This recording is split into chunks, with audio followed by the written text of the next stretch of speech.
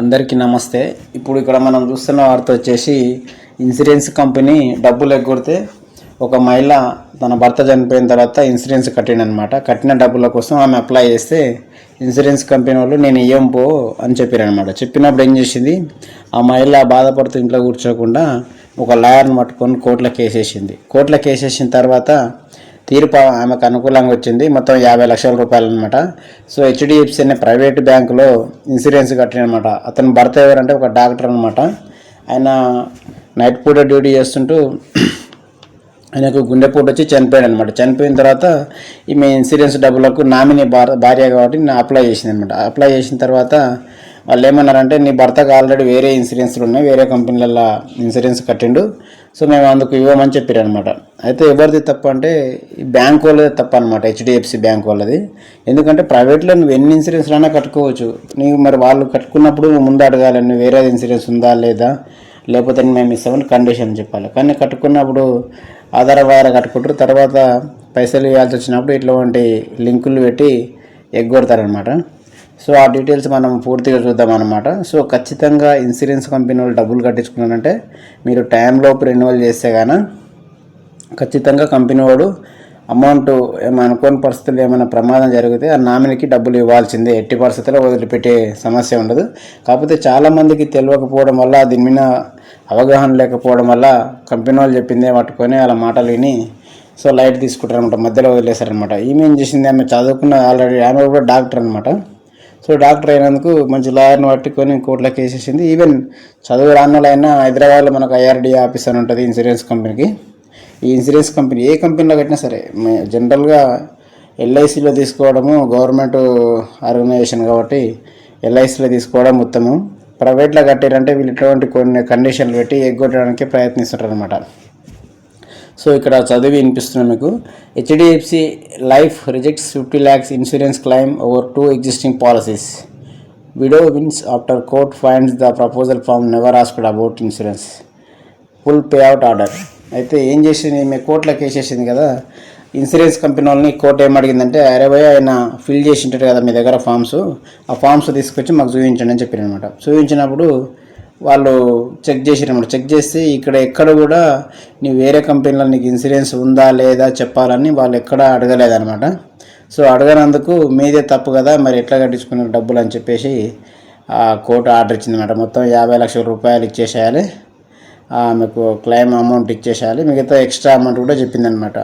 అలాగే 50,000 as compensation mental agri, అంటే ఆమెని బాధపడ్డందుకు 50,000 రూపాయలు ఇవ్వాలి. ఎందుకంటే వస్తాయా రావా అని చాలా బాధపడ్డది, అందుకోసం అని చెప్పేసి ఒక 50,000 రూపాయలు ఇవ్వాలి. ఇంకా ఈ లాయర్ ఖర్చు దీనికోసం అని చెప్పేసి 10,000 రూపాయలు ఇవ్వాలి. మొత్తం కూడా 50,60,000 రూపాయలు ఆర్డర్ ఇచ్చిందనమాట. The order was pronounced on June 1st, 2026. అంటే పోయిన నెలలో ఆర్డర్ వచ్చిందనమాట. సో ఆ డీటెయిల్స్ మనం ఇక్కడ చూస్తున్నాం. Why did insurance dispute reach the consumer court? ఎందుకంటే ఆల్రెడీ ఇతనికి వేరే బ్యాంకులలో ఉన్నాయన్నమాట, ఉన్నందుకు మేము ఇస్తలేమని చెప్పారనమాట. The complaint was filed by Bonthala Sindhuja. ఆమె పేరు, ఎవరైతే కోర్టులో కేసేసిందో ఆమె పేరు ఇచ్చారనమాట. Wife and nominee of late doctor Sravan Kumar who worked as an ICU duty doctor. ఈ ఐసీయూలో డ్యూటీ డాక్టర్ చేశారనమాట, నైట్ పూట చేస్తుంటారనమాట ఈ డాక్టర్. Specialising in anaesthesia at Aadya multi specialty hospital. అనస్థేసియా అంటే ఇప్పుడు ఈ మత్తు మంది ఇస్తారు కదా, మత్తు ఇంజెక్షన్ ఇచ్చే డాక్టర్ అనమాట స్పెషల్గా అయినా. సో డ్యూటీలో ఉన్నప్పుడు ఇట్లా జరిగిందనమాట ఇది. According to the complaint, doctor Kumar had purchase HDFC life's click to protect super policy for sum of insured 50 lakhs.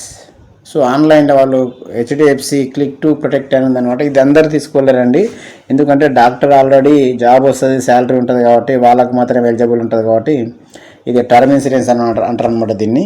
So అది తీసుకున్నాడు అనమాట. తీసుకుని the policy commenced October 15th, 2022. అంటే కరోనా టైంలో దసరా మూమెంట్లో కట్టిండనమాట ఆ రోజు. After payment of annual premium 11,478 రూపాయలు కట్టినమాట. సో కట్టిన తర్వాత నియర్లీ లేటర్ ట్రాజడీ స్ట్రక్. ఒక సంవత్సరం తర్వాత అతను చనిపోయింది అనమాట. On February 16th, 2024 while on night duty at the hospital. Doctor Kumar was found unconscious in the doctor rest room. ఆ డాక్టర్ రూమ్లోనే కుర్చీలో కూర్చొని అట్లనే చనిపోయిండని ఇచ్చారనమాట. He was declared dead due to cardiac arrest, అంటే గుండెపోటు వచ్చి చనిపోయిండని చెప్పారనమాట. Following his death, Sindhuja being nominee under the policy submitted claim seeking the insurance proceeds. ఆమె ఏం చేసిందంటే, సరే భర్త చనిపోయిన తర్వాత అవన్నీ అయిపోయిన తర్వాత కార్యక్రమాలు అయిపోయిన తర్వాత ఈ అన్ని బాండ్లు చెక్ చేసుకొని ఆమె ఇన్సూరెన్స్ కంపెనీకి అప్రోచ్ అయిందనమాట. కలిసి అడిగిందనమాట, నాకు ఇట్లా కట్టిండు కదా నా డబ్బులు ఇవ్వాలని. However on May 22, 2024 HDFC repeated the claim, అంటే వాళ్ళు రిజెక్ట్ చేశారనమాట క్లైమ్ 2024, అంటే 2 నెలల కింద రిజెక్ట్ చేశారనమాట. The insurer internal review committee subsequently appealed the rejection on June 22, 2024. 2 ఏళ్ల క్రితం వాళ్ళు మేము ఇవ్వమని డైరెక్ట్ చెప్పేసారనమాట. Left without the insurance amount, Sindhuja approach the district consumer commission. So ప్రతి జిల్లాలో కూడా కన్జ్యూమర్ కమిషన్ ఉంటుంది, కన్జ్యూమర్ కోర్ట్ ఉంటుంది. ఆమె దాన్ని రీచ్ అయిందనమాట. Alleging deficiency in service and seeking payment of the policy amount. Why HDFC said no. The insurer reason was non-disclosure. According to HDFC Life, Dr. Shravan Kumar had 2 other active life insurance policies at the time he filled the proposal form in September 2022. One with Kotak Life Insurance over 1 crore and another one with Bharatiya AXA 1 crore. అయితే 2 private Kotak life ఇన్సూరెన్స్లో, భారతీయ hacksaw life ఇన్సూరెన్స్లో అక్కడ ₹1,00,00,000 ఇక్కడ ₹1,00,00,000 insurance already ఉంది. So మాకు చెప్పలేదు, మాకు కట్టినప్పుడు మా దగ్గర 50 లక్షలు కట్టిన కానీ చెప్పారనమాట వాళ్ళు.